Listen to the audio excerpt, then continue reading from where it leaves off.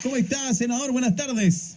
Hola, ¿cómo estás? Muy buenas tardes, muchas gracias por el recibimiento. Un saludo también a todos los auditores de Radio Carnaval. Su casa, la Radio Carnaval, por supuesto, senador, como siempre, para llevar tan valiosa e importante información que nos entrega cada semana, la actualidad semanal, regional y nacional. Con esto de la pandemia y el coronavirus, senador, me imagino que ha tenido un receso con la entrega de los informativos, los dípticos, megáfono en mano en las plazas de la región de Valparaíso, cuando usted entregaba la información allá a las vecinas y vecinos, ¿no?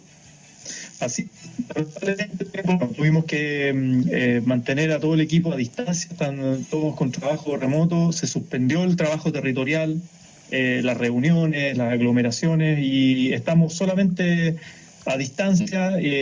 Hacemos algunas cosas a nivel digital, obviamente, en nuestras redes sociales, por Twitter, Facebook, Instagram, y obviamente el contacto a través de la radio es muy importante, el poder llegar a las familias, a los hogares, a través de la radio, informar lo que estamos haciendo, yo estoy en este momento en la sala del Senado, salí un momentito a hablar con ustedes, estábamos votando un proyecto que reemplaza el Sename, y creo que es importante mantener estos canales de comunicación, pero obviamente lo importante, lo prioritario en esta pandemia es cuidar la salud de la población, por eso suspendimos todo el trabajo territorial. Sin duda, hay una buena manera de llegar, por supuesto, a la ciudadanía es a través de la radio, senador. Hoy día las encuestas lo dicen, la institución más creíble en nuestro país, además que ha aumentado de manera considerable la audiencia de radio, tanto en los hogares también como quienes hoy día desempeñan el teletrabajo, así que es una plataforma válida hoy día para llevar la información y la comunicación de las autoridades para la ciudadanía. Tenemos que comenzar el resumen de la semana, senador, terminando un fin de semana largo que se vio marcado con un 1 de mayo, un día del trabajador distinto, un día del trabajador diferente, sin duda alguna, y que dejó varios temas importantes a que tratar, como por ejemplo el tema de las detenciones. Tengo entendido que desde la Comisión de Derechos Humanos, algunas autoridades, entidades, comisión que usted presida, además, el senador, han enviado algunos oficios para ver qué es lo que ocurrió, qué es lo que sucedió, haciendo un balance de este 1 de mayo en nuestro país.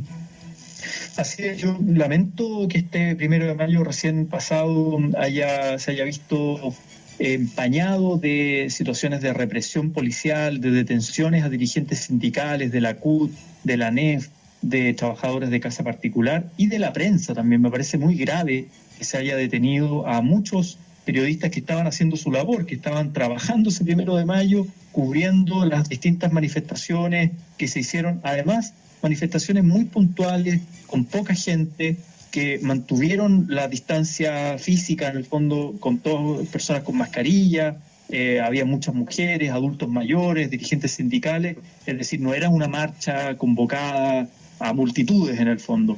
Y a pesar de eso, la fuerza policial actuó con mucha represión, con mucha violencia, y detuvo a muchos dirigentes. Acá en la región yo estaba conversando con Mabel Zúñiga, que es la dirigente de la ANEF, estuvo detenida. Ella denuncia además malos tratos, abuso en el propio camión de la detención, el bus de la detención, y luego en los calabozos. Lo mismo Patricia Brito, que es profesora ella y vocera de la Coordinadora de Trabajadores No Más FP de Valparaíso, que también fue detenida y pasó toda la noche detenida, cosa que nos llama profundamente la atención la decisión de la fiscal, la Fiscalía Regional, que decidió mantener a algunas personas detenidas toda la noche, más de 24 horas, sin mascarilla, sin protección, en un momento con hacinamiento de personas también ahí, y a otras las dejaba libres, digamos, en pocas horas. No se justifica, no se entiende ese descriterio, además con una profesora que lo único que estaba era levantando un cartel que decía derogar el decreto de ley 3500 de las FP. Y también periodistas, el presidente del Colegio de Periodistas, Danilo Ahumada, junto a otros reporteros también acá en la región, fueron detenidos, pasaron toda la noche detenidos. Hay querellas que se mantienen por parte de la Intendencia. No entendemos por qué el intendente Martínez, por un lado, da un punto de prensa diciendo, mira, acá hubo un error, le pido disculpas a la prensa, a los dirigentes sindicales, los invita a conversar, hay una mesa de trabajo con los dirigentes sindicales por esta famosa circular de que vuelvan a trabajar físicamente, pero por otro lado les mantiene una querella y los reprime. Entonces, acá hay un doble discurso, un doble estándar, y por eso ayer en la Comisión de Derechos Humanos del Senado, que yo presido, enviamos varios oficios a las distintas autoridades, intendentes, Ministerio del Interior, Carabineros, Fiscalía, para que expliquen y den cuenta de este 1 de mayo donde se vulneraron los derechos humanos de distintas personas. Senador, cosa que no ocurrió, o hecho más bien, que no ocurrió solo en la región de Valparaíso, sino que también en Santiago se vio incluso como algunos periodistas transmitiendo en directo para matinales de la televisión abierta eran también detenidos. Veía un video en Valparaíso donde personal policial decía, la prensa también, todos detenidos. En ese sentido, ¿qué declaraciones ha dado, me imagino, el director de Carabineros o el ministro Blum en relación a lo ocurrido el 1 de mayo, estando ya a día 5? La verdad es que no se ha escuchado unas disculpas públicas, no se ha escuchado una explicación clara, más bien ha habido un silencio. Y las únicas declaraciones que han habido tienen que ver con esto que no se permiten aglomeraciones en una pandemia, cosas que perfectamente se pueden conversar con los mismos dirigentes. Estamos hablando de 1 de mayo, conmemoración del Día del Trabajo, dirigentes sindicales que son conocidos públicamente, está el vicepresidente de la CUT que fue detenido, los dirigentes de la ANEF, el presidente de la ANEF y los periodistas con su credencial fueron detenidos también. Entonces un descriterio, un uso desproporcionado de la fuerza y además malos tratos, en el fondo, malos tratos, denuncias de abuso policial y además esto de mantenerlos en calabozos, hacinados, sin mascarilla, sin protección, sin distancia física. Lo que estás haciendo, si lo que te preocupa es la salud de la población, lo que estás haciendo ahí es exponerlos aún más al riesgo. Entonces, falta acá, por eso mandamos los oficios formales, también por obviamente lo que ocurrió en la región metropolitana, al ministro Blumel, a los intendentes de las respectivas regiones, al director general de Carabineros, porque falta acá una explicación formal de lo que ocurrió el 1 de mayo, Día de los Trabajadores. Acá una amenaza a trabajadores y a la prensa, que es muy grave en democracia. Bueno, por lo mismo el juzgado de garantía de Valparaíso declaró ilegal, por ejemplo, la detención de Daniel Humada, presidente del Colegio de Periodistas de la Región, Antonio Vega, Víctor Méndez, que fueron imputados por el Ministerio Público como autores del delito de desórdenes públicos, cuando, por el contrario, andaban haciendo y cumpliendo su labor en el Día del Trabajador. Bueno, son las 13 horas y mantienen ¿sí? la querella. No, y mantienen la querella. Ellos nos dicen que el intendente mantiene la querella contra ellos y con varios otros dirigentes sindicales también. Ok, y la respuesta a esto es precisamente por la situación que hoy día vive el país, el estado de catástrofe producto de la pandemia, y ahí por ello la detención, senador, ¿no? Dicen que hay distintos cargos, está la ley antibarricada, está también vulnerar las recomendaciones o la regulación sanitaria por la pandemia, Okay. Pero son cargos muy difusos. Senador, usted deslizó brevemente cuando se refería a las detenciones, por ejemplo, de la vocera de No Más AFP, con el hecho de derogar el decreto de ley 3.500. Hoy día, al parecer lo vemos, no se quieren tocar las AFP, ¿eh?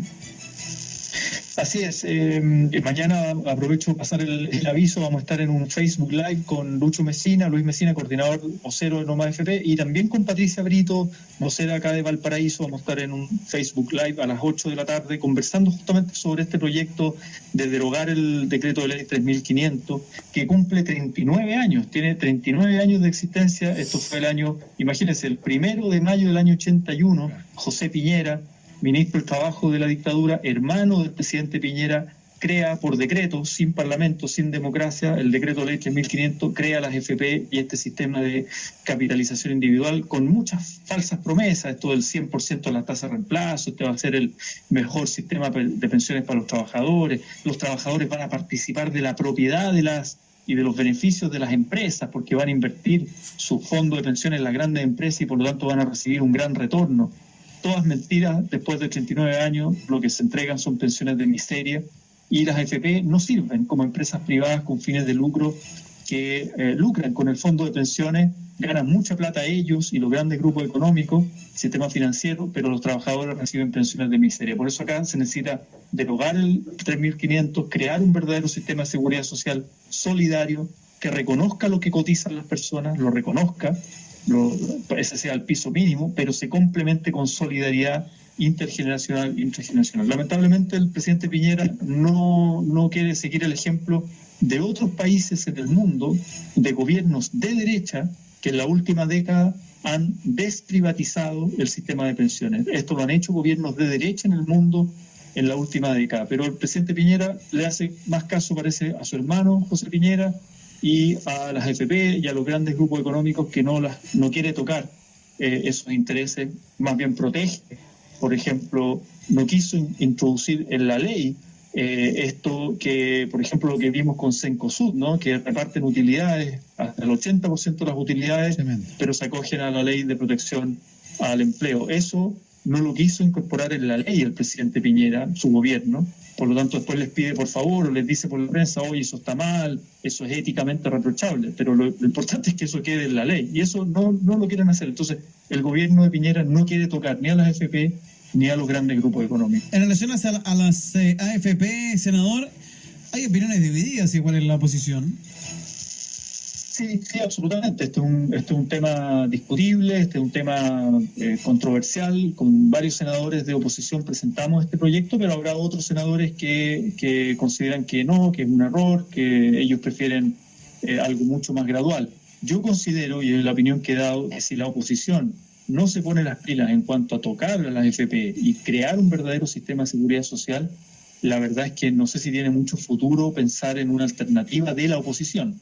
De esta supuesta oposición unida, que hemos visto mucha fragilidad en esta oposición, más bien dividida, desunida, fragmentada, que en la Cámara de Diputados, por ejemplo, entregaron en bandeja a la derecha, siendo que son minoría a la derecha en la Cámara de Diputados, le entregaron en bandeja la mesa, la presidencia de la Cámara de Diputados. Bueno, ese tipo de cosas están ocurriendo, pero hay que dotar a la oposición de contenido, de propuesta. Y acá hay una propuesta bien concreta que es desprivatizar el sistema de pensión y crear un sistema de seguridad social que garantice pensiones decentes a los trabajadores y a los jubilados.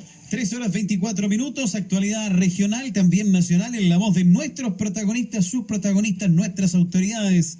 El senador Juan Ignacio Latorre está aquí en la radio Carnaval. Senador, hoy día llega de vuelta a la Cámara el proyecto de rebaja de dieta parlamentaria. Hubo modificaciones en el Senado, quitaron el 50% de rebaja inmediata. ¿Cuál es su opinión del proyecto? ¿Qué es lo que se espera lograr hoy día en esta discusión?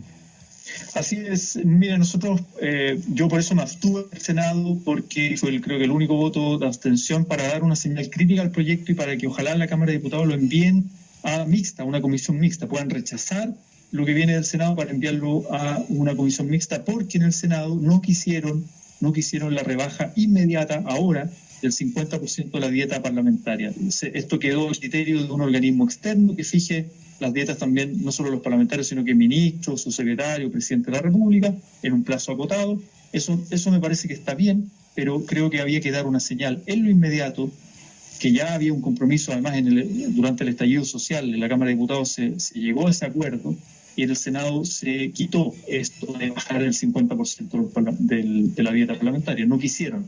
Por lo tanto, la única oportunidad que tenemos de seguir dando la pelea hasta el final es que en la Cámara de Diputados se rechace esto, vaya a una comisión mixta y se pueda reponer esa indicación transitoria, que es que en lo inmediato, al menos los parlamentarios, por decisión propia, nos bajemos la mitad de la dieta. Después, el otro organismo externo podrá definir la dieta permanente junto a las otras autoridades del Estado. Eso está muy bien, pero en lo inmediato creo que hay que dar esa señal. Yo por eso me abstuve en el Senado y por eso espero que los diputados rechacen lo que viene del Senado para llevarlo a comisión mixta.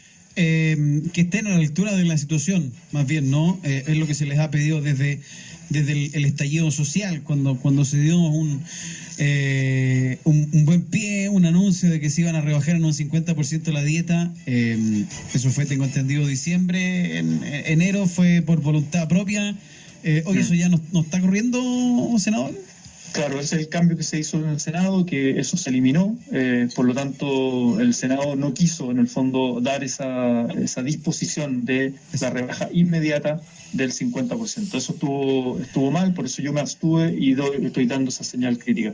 Si en este contexto de pandemia, de crisis social, económica, le estamos diciendo a la gente, apriétese el cinturón, a los trabajadores, el seguro de desempleo, la renta básica de emergencia, le estamos criticando a las grandes empresas por repartir sus utilidades, creo que los parlamentarios, que somos representantes de la ciudadanía, debemos también dar una señal y bajarnos la dieta ahora a la mitad. Después el otro organismo externo fijará la dieta permanente, pero en lo inmediato creo que hay que dar una señal. El senador de la República, Juan Ignacio Latorre, con nosotros aquí en la radio Carnaval. Lo decíamos en un comienzo, lo recalcaba usted también, es presidente de la Comisión de Derechos Humanos, donde hoy se discute, senador, la ley de migración y de extranjería. Se está viendo actualmente en la comisión. ¿Qué le parece este proyecto? Sí, estamos tramitando ese proyecto que el gobierno le puso discusión inmediata. Ayer, de hecho, tuvimos sesión, tramitamos varias indicaciones, todavía falta terminar. Y la idea de este proyecto es que podamos tener una política migratoria moderna del siglo XXI que pueda enfrentar este desafío migratorio, los flujos migratorios que van a ser importantes durante este siglo, pero que lo haga desde una perspectiva de los derechos humanos. Por ejemplo, que ayudemos a la gente a regularizar su situación y que no tengamos altas tasas de población migrante irregular, como por ejemplo Estados Unidos, que pone muchas barreras, muchas exigencias, pero tiene altas tasas, por ejemplo un 20-23% de población regular.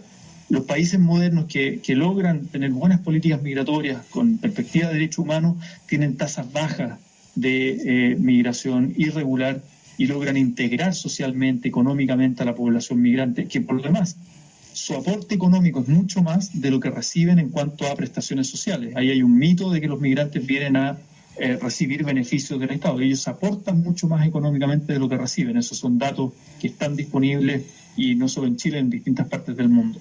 Por lo tanto, no hay que cerrarse a la migración. Yo sé que en este contexto de pandemia afloran muchas veces estos sentimientos como de un falso patriotismo, de cierta xenofobia, cierto racismo antimigrante. Yo creo que eso no es bueno y no es bueno legislar desde el miedo también. Por eso nosotros estamos haciendo algunos cambios desde la perspectiva de los derechos humanos para tener una buena política migratoria.